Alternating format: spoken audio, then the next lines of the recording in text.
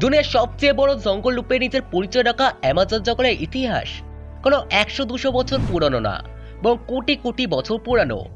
স্বাভাবিক কথাই যে কোটি কোটি বছর ধরে নিজের অস্তিত্বকে বজায় রাখতে পারে এই জঙ্গল নিজের মধ্যেই অনেক রহস্যকে লুকিয়ে রেখেছে। আর এমনটা হবেই বা না কেন? কারণ আমাদের জঙ্গল এত বড় যে এখানে প্রতিদিনই কোনো না কোনো নতুন রহস্য বেরিয়ে আসতে থাকে।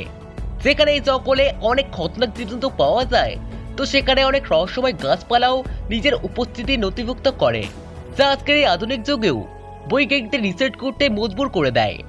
আজকের এই ভিডিওতে আমরা আপনাকে আমাজন জঙ্গলের এমন কিছু রহস্যের সাথে পরিচয় করতে চলেছি, যার ব্যাপারে আপনারা এর আগে কখনো শোনেননি। সিল্কেন্স। এই স্ট্রাকচারকে প্রথমবার দেখলে মনে হয় যে সিল্কের তৈরি একটা টাওয়ারের চারিদিকে গোল আকৃতিতে বেড়া দেওয়া হয়েছে। কিন্তু সমস্যা একটাই, যে কলাকৃতিকে কোনো মানুষ না বরং কোনো জীব বানিয়েছে। আমাজন জঙ্গলের গাছেদের পাতায় এরকম ডিজাইন মাঝে সাঝেই দেখা যায়। আপনারা একে জানিয়ে রাখি যে একে সিল্কেন্স বলা হয়। আর এই গোলাকার অংশের ঠিক মাঝে রেশমের একটি টাওয়ার থাকে, যার নিচে মাকড়সার টিপকে সুরক্ষার জন্য রেখে দেওয়া হয়। আর সুরক্ষার জন্য টাওয়ারের চারিদিকে গোল আকারে এমনভাবে ঘিরে দেওয়া হয় যাতে অন্য কোনো জীব টাওয়ার পর্যন্ত না পৌঁছতে পারে। যদিও এই টাওয়ারের নিচ থেকে মাকড়সার বাচ্চাদের বেরোতে তো দেখা গেছে, কিন্তু আজ পর্যন্ত এর আশেপাশে কোনো বড় মাকড়সাকে কখনোই দেখা যায়নি।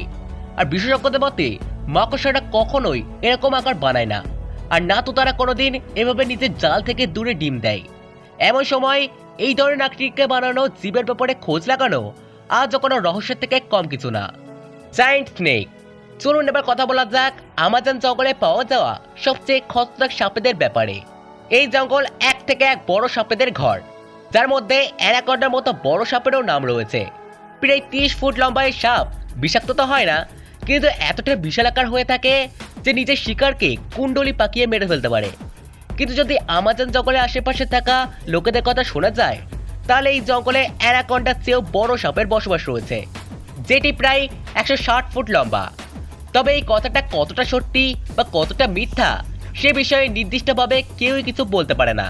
তবে এই কথাটা আমাদের জঙ্গলের রহস্যকে বাড়ানোর জন্য যথেষ্ট। Pink dolphin.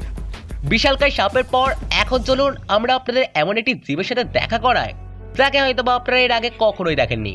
হ্যাঁ, আমরা কথা বলছি পিঙ্ক ডলফিনের ব্যাপারে, যা আমাজনের জঙ্গল থেকে হয়ে বয়ে চলা আমাজন নদীতে পাওয়া যায়। এমনিতে তো আপনি এর আগে অনেক ডলফিন দেখে থাকবেন, কিন্তু আপনি জেনে হয়তোবা অবাক হবেন যে আমাজন নদীতে পাওয়া যাওয়া পিঙ্ক ডলফিন, যেখানে দেখতে সাধারণ ডলফিনের চেয়ে অনেক বেশি আলাদা হয়ে থাকে, সেখানে দাঁড়িয়ে এটা অনেক বেশি খতরনাক ও আক্রমণাত্মক হয়ে থাকে। এই কারণে পিঙ্ক ডলফিন মানুষের উপর হামলা করার থেকেও পিছিয়ে থাকে না। Giant spider. এখন আমরা আপনাদের এমন এক মাকড়সার ব্যাপারে জানাতে চলেছি যার বসতি আমাজন জঙ্গলে। আমাজন জঙ্গলে বসবাসরত আদিবাসীরা এমনটা মনে করে যে এই জঙ্গলে বিশালকায় মাকড়সার বসবাস রয়েছে, যেগুলো প্রায় 6 ফুট লম্বা। শুধুমাত্র তাই না, এই আদিবাসীদের মতে এই মাকড়সা এতটাই খতরনাক হয়ে থাকে যে দরকার পড়লে নিজের বাচ্চাদেরও মেরে ফেলে। কিন্তু এই মাকড়সাদের অস্তিত্ব নিয়ে বলা কথা যে কতটা সত্য তা কোনো সঠিক প্রমাণ নেই, কারণ আমাজন জঙ্গলে থাকা এই জীবেদের নিয়ে কোনো অফিসিয়াল কনফার্মেশন করা হয়নি। কিন্তু এমন সময় এটা বলা ভুল হবে না যে জঙ্গলে অ্যানাকন্ডার মতো খতরনাক ও বিশালকায় সাপ থাকতে পারে, সেখানে এই মাকড়সাদেরও অস্তিত্ব থাকতে পারে। জিজার লিজার্ড।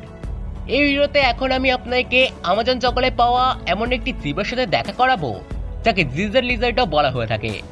যদি আপনি এমন অনেক জীবদেরকে দেখে থাকবেন যারা জলে সাঁতার কাটতে দেখা যায়, কিন্তু জিজার লিজার্ড নামক এই জীব জলে সাঁতার কাটে না এবং জলে দৌড়াতে দেখা যায়। এক নজরে একে দেখলে এমন মনে হয় যেন এই গিরগিটি কোনো জলের না এবং জলের রূপে জমে থাকা কোনো বরফের উপর দৌড়াচ্ছে। যদিও বিশেষজ্ঞদের মতে এই গিরগিটিতে পায়ে এক বিশেষ ধরনের জাল লেগে থাকে, যা একে জলের পর এইভাবে চলতে অনেক বেশি সাহায্য করে থাকে। শুধুমাত্র তাই না, নিজের এই বিশালকায় ফিচারের কারণে যেখানে এই গিরগিটি অন্যান্য গিরগিটির তুলনায় নিজের এক আলাদা পরিচয় রাখে, পাশাপাশি এরকমটা করে সে নিজেকে শিকারীদের হাত থেকেও বাঁচিয়ে নেয়। পটু। আসলে এবার আমি আপনাকে আমাজন জঙ্গলের এক বিশেষ পাখির সাথে দেখা করাই, যেটা পটু নামে পরিচিত। এই পাখিটি নিজের আশেপাশের পরিবেশের হিসাবে নিজেকে এমনভাবে ঢেলে নেয় যে বড় থেকে বড় ওয়াইল্ড এক্সপার্টের জন্য তাদের চিনতে পারা অনেক মুশকিল ভরা কাজ হয়ে যায়। আসলে পটু নামক পাখিটি কোনো গাছের উপর একই পজিশনে অনেক সময় ধরে বসে থাকে আর নিজের চোখকে এমনভাবে বন্ধ করে নেয় যে একে দেখে বোঝা মুশকিল হয়ে যায় যে এটা কোনো পাখি নাকি গাছের শুকনো ডাল। গ্লাস ফ্রগ, পটু পাখির পর এবার একবার এই ব্যাঙের ব্যাপারেও চলুন জেনে নেওয়া যাক।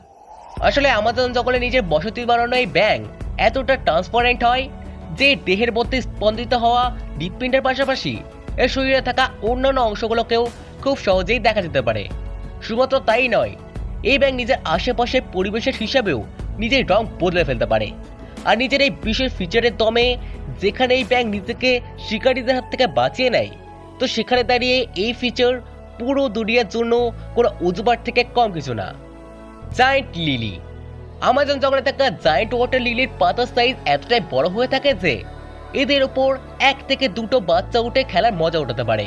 তো সেখানে দাঁড়িয়ে একজন মানুষও পুরোপুরি এই পাতার উপর খুব সহজেই দাঁড়াতে পারে। আর এতটা ভারী হওয়া সত্ত্বেও এই পাতা জলে ডুবে যায় না এবং জলের উপর ভাসতে পারে। শুধু তাই নয়, জায়ান্ট ওয়াটার লিলির সবচেয়ে বড় বৈশিষ্ট্য হলো এতে সন্ধ্যাবেলায় ফোটা ফুলের রং একদম দুধের মতো সাদা হয়ে থাকে, যখন কি সকালবেলায় ফোটা ফুলেদের রং গোলাপি হয়ে যায়। এখন এত বড় পাতা তো আমি নিজের জীবনে কখনোই দেখিনি। জাবুটিকা বা ট্রি, আপনি নিজের জীবনে এখনো অবধি যতগুলো গাছ দেখে থাকবেন তাতে ফলকে গাছের ডালের একদম শেষ প্রান্তেই লাগতে দেখে থাকবেন। কিন্তু যদি আপনাকে জিজ্ঞাসা করা হয় যে আপনি এমন কোনো গাছ দেখেছেন কিনা যা দেহেই ফল জন্মায়, তাহলে আপনার জবাব নাই হবে। কিন্তু আমাজন জঙ্গলে থাকা এই গাছকে দেখুন, যার নাম জাবুটিকাবা। এই গাছে ফল ডালের শেষ প্রান্তে না এবং দেহেই জন্মায়, যাকে প্রথমবার দেখলে মনে হয় যেন কেউ আঙুরের গুচ্ছ ভেঙে এই গাছের দেহে আটকে দিয়েছে।